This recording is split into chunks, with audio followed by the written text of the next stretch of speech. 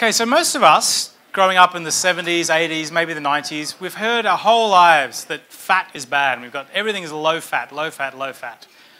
Our next presenter is a personal trainer, and you take a look at him, he knows a thing or two about how to be healthy. And he thinks that actually we got it wrong, eating fat does not make you fat. Please welcome Boris Bajanovic.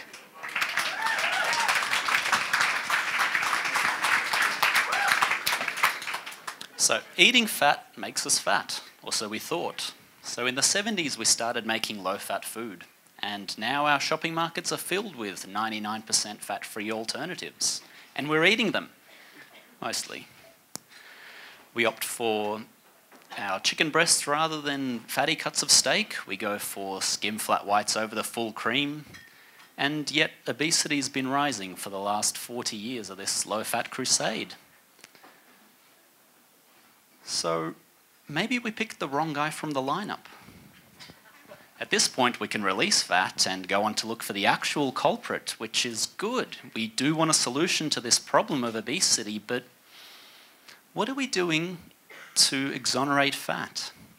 Fat that's been wrongfully accused of something it didn't do, and now it's back in our lives.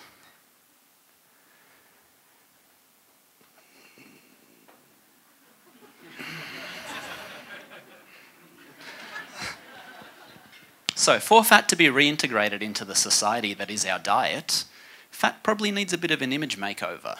I mean, it has been on the wanted posters for the last 40 years, so understandably we're a little bit apprehensive.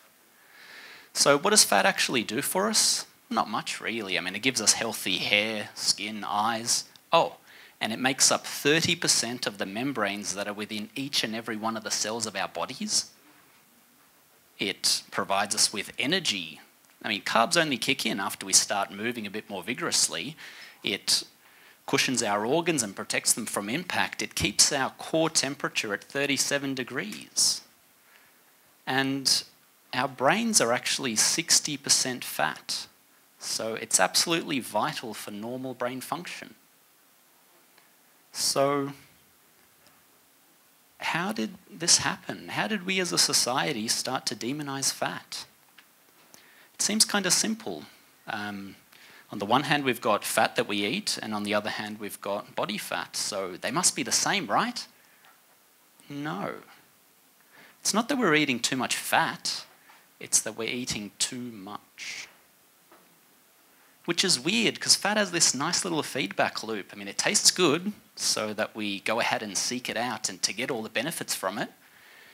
But then as soon as we start eating it, it sends signals to the brain to say, hey, we're getting the good stuff, you can stop being hungry, we don't need you anymore. So where's the breakdown?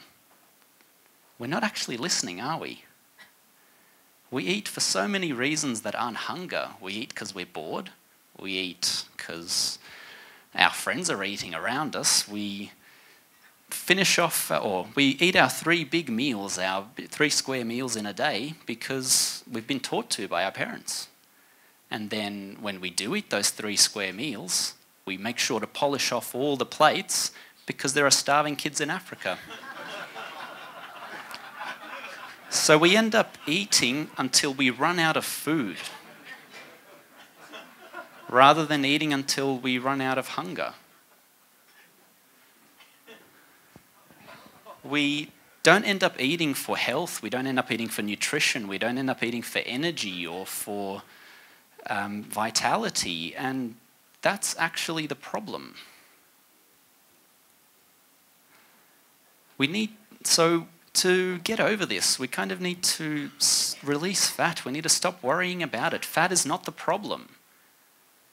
We just need to be more mindful as we eat. We need to not force ourselves to finish off our meals. Better yet, get smaller plates if you want to lose weight. I mean, we need to eat the stuff that our bodies actually require rather than the alternatives that are low in nutrients and leave us feeling hungry anyway. We need to eat quality, not quantity. And don't get me wrong, I'm not saying we should stop eating dessert altogether. Keep those in there. But if you're going to eat a dessert, have that one really nice decadent thing once a week, and you'll find that that's actually going to keep all the little cravings for little things away throughout the week. And we don't want to restrict ourselves anyway, because we will break down inevitably, we will binge, and we're just going to go through that whole cycle again. So please remember, fat is not the enemy, and eating fat does not make us fat, but the way we interact with food does.